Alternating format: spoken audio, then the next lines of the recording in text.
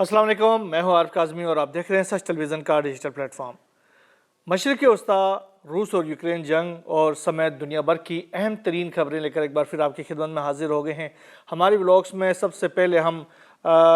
غزہ کے صورتحال کے حوالے سے آپ کو اپڈیٹ کرتے ہیں، جہاں پر اسرائیل کے جو مظالم کا سلسلہ 7 اکتوبر 2023 سے اب تک جاری ہے۔ کوئی دن ایسا نہیں گزرا جب غزہ کے جو مظلوم عوام ہیں ان کے اوپر اسرائیلی جارحیت رکی ہو اور ان کو تھوڑا سا ریلیف مل گیا ہو، ایسا کبھی نہیں ہوا۔ اس تمام عرصے کے دوران مسلسل وہاں پر ہلاکتیں ہو رہی ہیں، عام افراد، خواتین اور بچے، بزرگ اس میں شہید ہو رہے ہیں۔ گزشتہ 24 گھنٹوں کے دوران جو اسرائیل کی جانب سے کارروائیاں کی گئی ہیں اس میں 80 سے زائد افراد شہید ہو چکے ہیں، جبکہ جو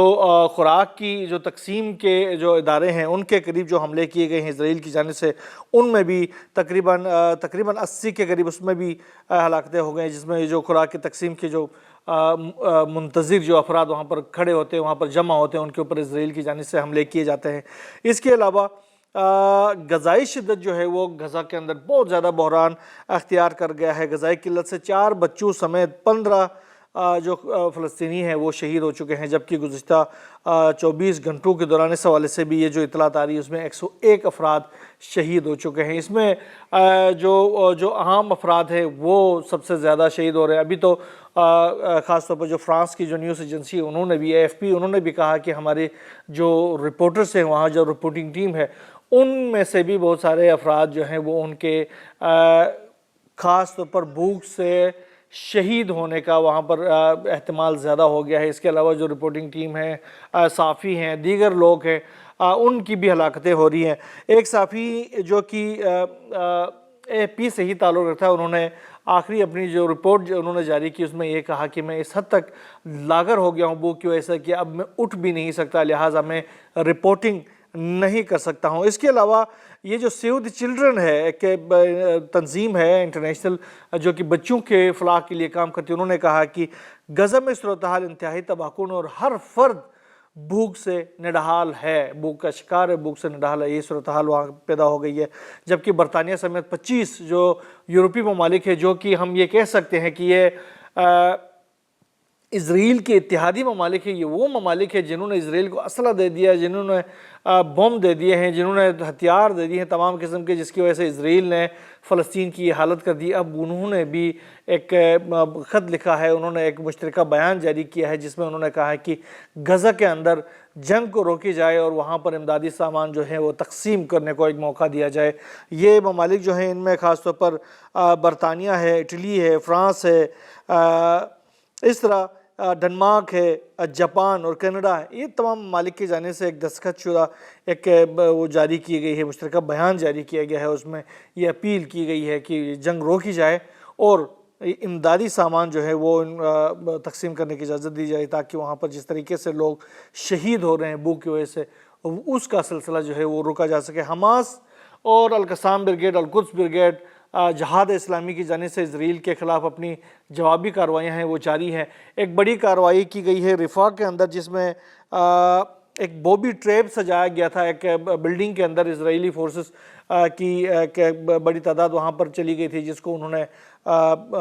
نے گھیرے میں ڈال کے اس کو حملہ کر دیا، جس کے نتیجے میں ایک ان کا جو اسپیشل فورسز کے کمانڈر ہے شنکل جیوا اور ان کے 5 ساتھی وہاں پر ہلاک ہو گئے ہیں، جبکہ رفح ہی میں ایک ٹنل کے اندر جو کومبنگ آپریشن کر رہے ہیں اسرائیل کی جو فورسز، ان کے اوپر ایک کارروائی کی گئی ہے حماس کی جانب سے، جس میں 3 جو اسرائیلی اسپیشل فورسز کے جو خواتین اہلکار ہیں وہ بھی ہلاک ہو چکے ہیں۔ اس کے ساتھ ساتھ ایک اور کارروائی کے دوران یہ کارروائی کی گئی ہے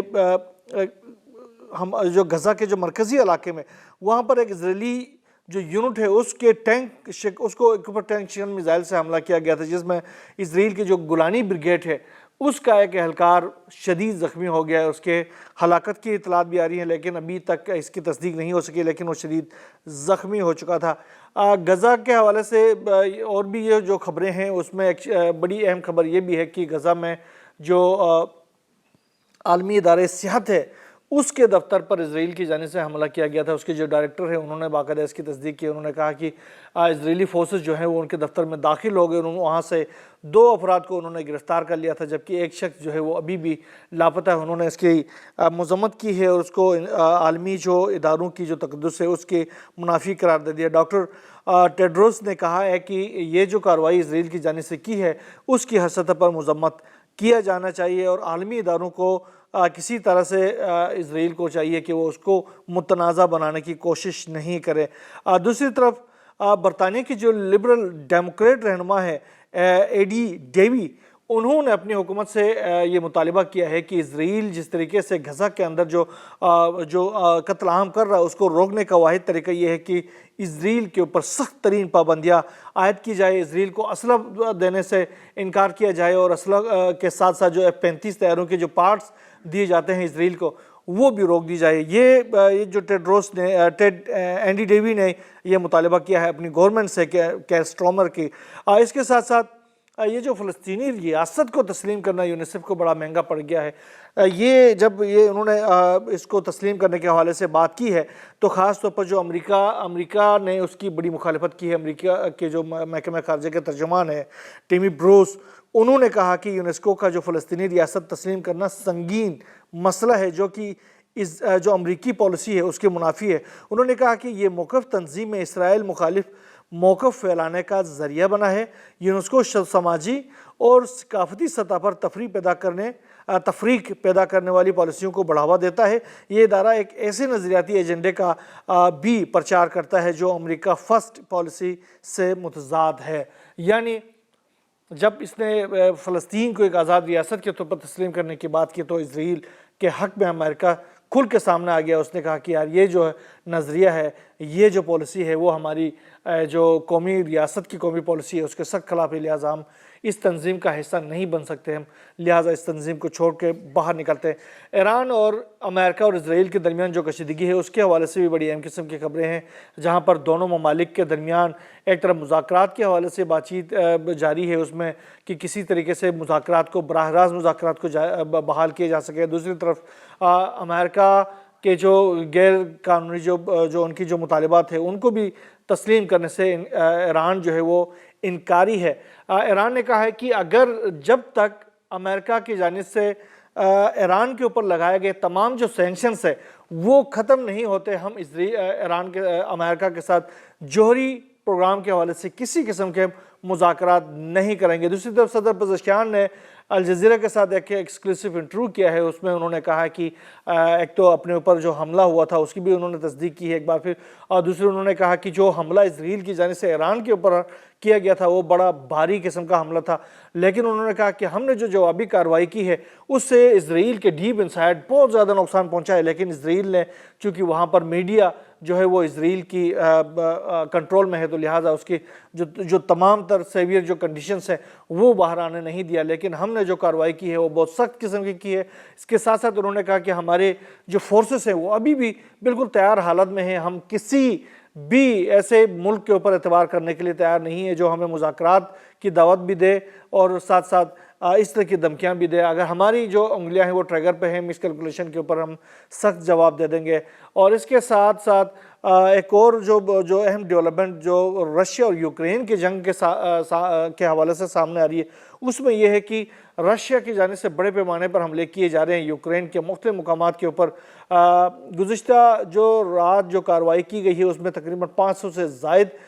ڈرونز کے ذریعے حملہ کیا گیا ہے یوکرین کے مختلف مقامات کے اوپر، جن میں نیٹو کے نیٹو کے جو فورسز ہیں ان کی بیسز کو نشانہ بنایا گیا ہے۔ اس کے ساتھ ساتھ یوکرین کے جو فورسز ہیں ان کے بیسز کو نشانہ بنایا گیا، انرجی انفراسٹرکچرز کو نشانہ بنایا گیا۔ اس کے ساتھ ساتھ میزائلوں کے ذریعے بھی بڑے حملے کیے گئے، جس میں سکندر میزائل سمیت متعدد میزائلوں سے یوکرین کے متعدد جو ٹھکانے ہیں ان کو نشانہ بنایا گیا۔ ہم نے اپنے گزشتہ ولاگ میں بھی کہا تھا کہ یوکرین کے اندر جو امریکہ خود بھی یوکرین کے جو صدر ہیں ولادیمیر زیلنسکی اس سے بڑے تنگ آئے ہوئے ہیں۔ اب وہ کوشش کر رہے ہیں کہ ان کو 1 یا 2 مہینے کے اندر اس کو سٹیپ ڈاؤن کیا جائے، ان کو نکال دیا جائے، لیکن اگر وہ باعزت طریقے سے نکلنے سے انکار کرتے تھے ان کو وائلنٹلی ان کے منصب سے ہٹا دیا جائے گا، اور برطانیہ کے اندر جو سفیر ہیں یوکرین کے ان کو یوکرین کے صدر کے طور پر لا کے انسٹال کرنے کا پروگرام ہے ان تمام ممالک کا۔ بہرحال جو بھی نئی ڈیولپمنٹ اس تمام تر صورتحال کے حوالے سے آ رہی وہ ہم انشاءاللہ آپ کو شیئر کرتے رہیں گے۔ یہاں بس اتنا ہی، اللہ حافظ۔